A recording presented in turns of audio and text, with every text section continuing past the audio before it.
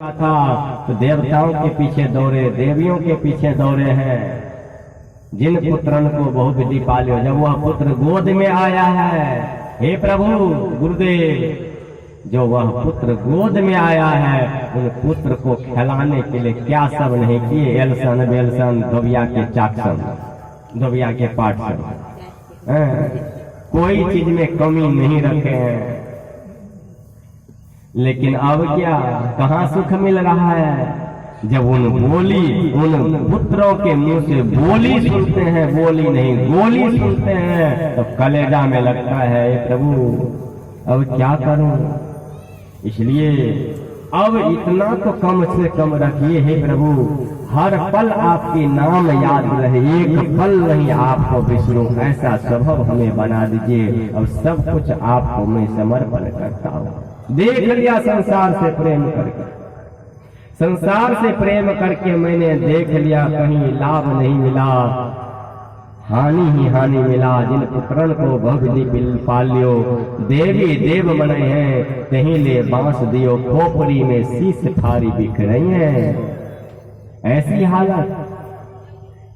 इसलिए हे प्रभु, अब कम से कम आप अपनी शरण लगा लीजिए हमें गुरुदेव। ऐसी समर्पण की भावना आपकी होनी चाहिए। जहां आप बैठे, रसोई घर में है तो वहीं समर्पण की भावना आपकी होनी चाहिए, खेत खलिहान में है तो वहीं भाव आपकी ऐसी होनी चाहिए। चाहे सत्संग में बैठे, इसी तरह का समर्पण की भावना होना चाहिए। और साधु को पहचानने का प्रयास कीजिए। यदि संत महात्मा को, साधुओं को नहीं पहचानने का प्रयास करेंगे तो रावण भी भेष में आ जाएंगे और आप लूटे जाएंगे। इसलिए पहचान कर तब कुछ पहचान भी रखें, बिल्कुल श्रद्धावान मत बन जाए।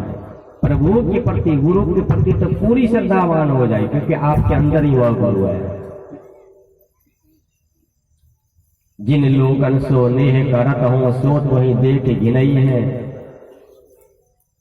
हे प्रभु सदगुरु, जिन लोगों के लिए, जिन मित्रों के लिए हमने इतना जीवन जवानी में सत्संग को छोड़ दिया, धन के पीछे दौड़ा है, प्रतिष्ठा के पीछे संसार में दौड़ा है, लेकिन आज वही व्यक्ति सब मेरा संग छोड़ दिया है।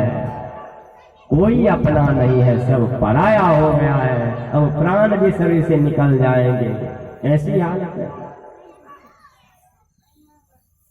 इसलिए अब समर्पण की भावना, कम से कम उस समय में समर्पण की भावना रखिए।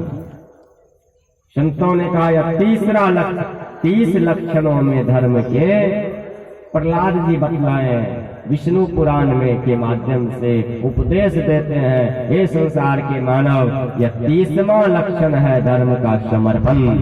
इसलिए समर्पण की भावना रखिए।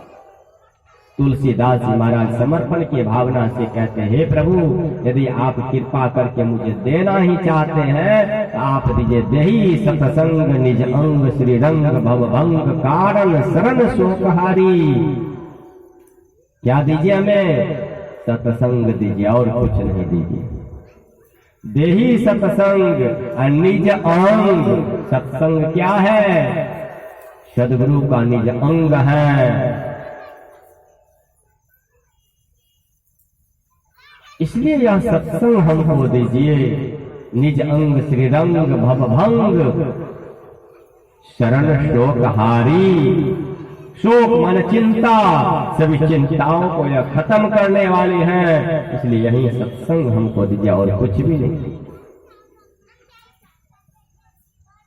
भगवान कहते हैं तुलसीदास, तुम जो चित्रकूट के इस जंगल में रहते हो, झोपड़ी भी तुम्हारी ठीक नहीं है, कुटिया भी नहीं है, खाने को अन्न नहीं है, पहनने को वस्त्र नहीं है, पीने के लिए जल पात्र नहीं है। क्या सत्संग से ही यह सब व्यवस्था हो जाएंगे? क्यों बदलाओ?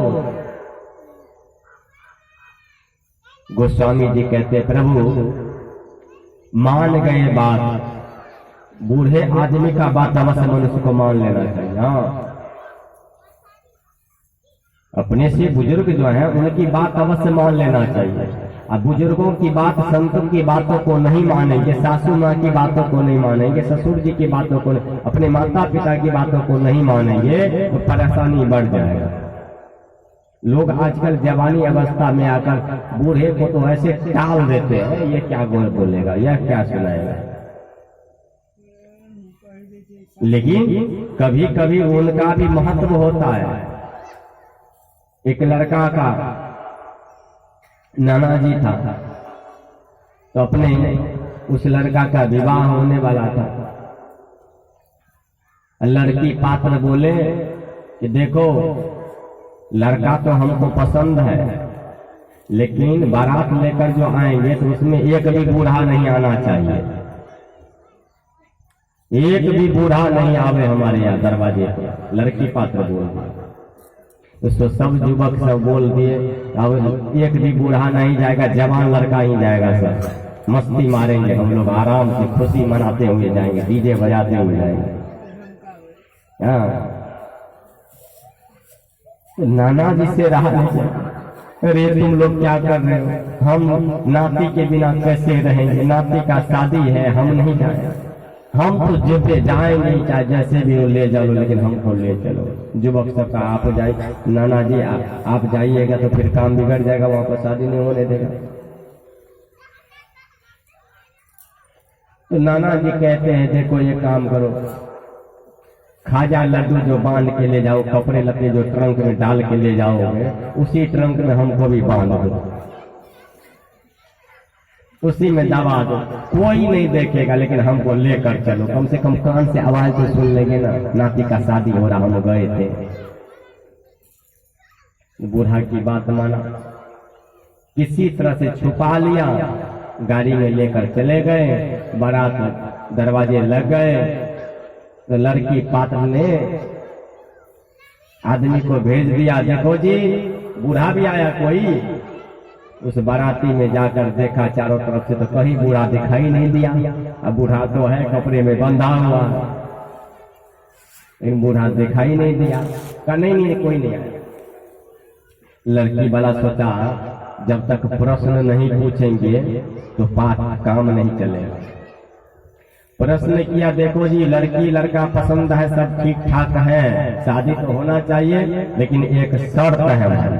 जैसे राजा जनक का एक शर्त था कि जो धनुष को तोड़ दे, वैसे ही मेरा एक शर्त है कि मेरे गांव में एक पोखर है, उस पोखर में पानी भरा है, उस पोखर में दूध से लबालब भर दिया जाए।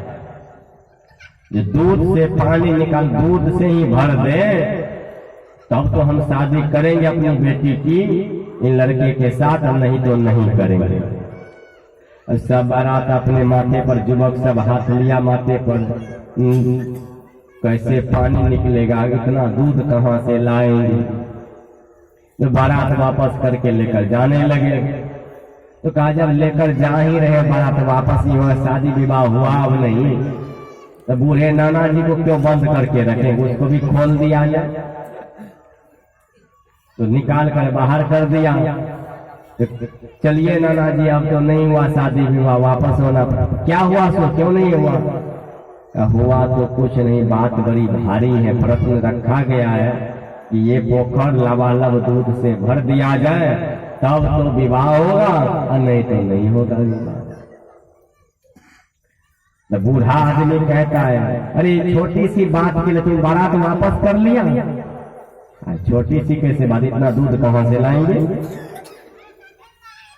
नाना जी कहते हैं देखो जी युवक सब जाओ, लड़की पात्र को कह देना कि दूध जो है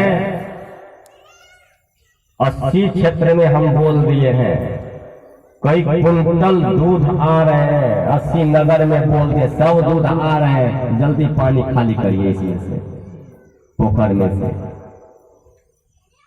बूढ़ा सिखा दिया, जाओ ऐसे कह देना लड़की वाले को, न वह पानी खाली कर पाएंगे न दूध से भरे। बुद्धि दिया। अब उसमें से लड़का युवक गया और कहते हैं देखिए देखिए दूध आ रहे हैं, और श्रीनगर में फोन किए अभी तुरंत दूध आ रहा है। अब दूध आएंगे तो रखेंगे कहाँ, जल्दी खाली करिए पानी को पोखर में से। अब सब आदमी लड़की पात्र से कहा जल्दी जल्दी दूध कैसे पानी खाली किया जाए। अरे इतना कठिन प्रश्न था या हल हो गया है, जब जांच कर देखो बाराती में जरूर बूढ़ा आया होगा। बोलिए प्रेम से। और उस बूढ़े आदमी को ऐसे पैर से टाल देते हैं घर में, अब कोई काम नहीं है, कमा के लाते हैं, ऐसे कह देता है लड़के बच्चे। नहीं कहना चाहिए। अरे जिससे आप पाले गए हैं, जिससे पोसे गए हैं, जिसने आपको रोटी खिलाया है, अब नहीं कमा पाते, हाथ पैर काम नहीं कर रहा है, बोली खराब हो गए हैं, दांत टूट गए हैं, कामयाब नहीं है, ऐसे माता पिता का अवहेलना नहीं कीजिए, सम्मान कीजिए, सेवा कीजिए, तब आप ध्यान में आगे बढ़ेंगे। ध्यान ध्यान कहने से ध्यान में उन्नति नहीं होगा। ध्यान के लिए सेवा भी करना होगा, समर्पण भी रखना होगा, तब जाके अपने अंदर में ध्यान करेंगे तो पल भर के ध्यान में परमात्मा तत्व की दर्शन हो जाएगा। कितना आसान काम है, सेवा करेंगे तब होगा। समय बतला रहे हैं कि महात्मा जी को विराम दे देना चाहिए। 4:19 हो गए हैं, एक भजन भी होना है, फिर आरती का गायन भी होंगे।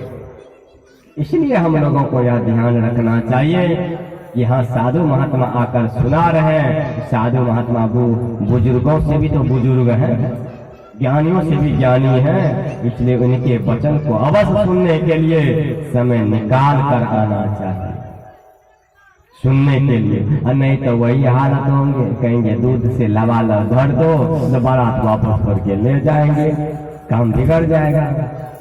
इसलिए जुगती संत लोग बतलाते हैं, सप्त धातु का काया पिंजरा, जुगती बिना सुवा, सतगुरु मिले तो उबले बाबू, नहीं तो परले हुआ। ये संसार क्या है? ये संसार ऐसे है कि जो यहाँ आया है माया में उलझन में फंस गया। जीव परमात्मा के पास से आए हैं, सत्य के देश से आए हैं, लेकिन चोर की नगर में आने से यह जीव बंधन में फंस गया है, शरीर में आ गया है, 7 धातुओं के बंधन में पड़े हैं, 5 शरीरों के बंधन में पड़े हुए हैं। इस जीव को छुड़ाने के लिए जुगती की जरूरत है। जुगती ऐसा नहीं कि नाम दान मिल गया तो उसी से जुगती पूरा हो गया है। उलझन बहुत है। एक पेड़ पीपल के आप लोग देखे होंगे, बौर वृक्ष देखे होंगे, उस पेड़ में देखिए सिर कितना लंबा चौड़ा कहाँ कहाँ फैला हुआ है। उस सिर सबको चारों तरफ से जड़ को काटेंगे तब पेड़ कट के गिरेगा। उसी तरह से इस मन का पसार बहुत लंबा चौड़ा है, बहुत जगह फैला हुआ है। आसक्ति बंधे हुए हैं कहाँ कहाँ। उन आसक्ति को कथा के माध्यम से, ज्ञान के माध्यम से किसी न किसी तरह से संत लोग सुना कर इस मन के सारे शील बंधनों को काट कर इसके चेतन आत्मा को परमात्मा रूपी सत्य से मिला देते हैं। इसी का नाम सत्संग है। बोलिए प्रेम से श्री सद्गुरु महाराज की। आप लोग ठीक समय से आइएगा और सत्संग अवश्य भाग लीजिए। 2:30 बजे दिन में अपराह्नकालीन सत्संग स्तुति विनती से आरंभ हो जाते हैं और 5 बजते बजते विराम चिन्ह लग जाते हैं, यानी आरती पूर्ण हो जाते हैं।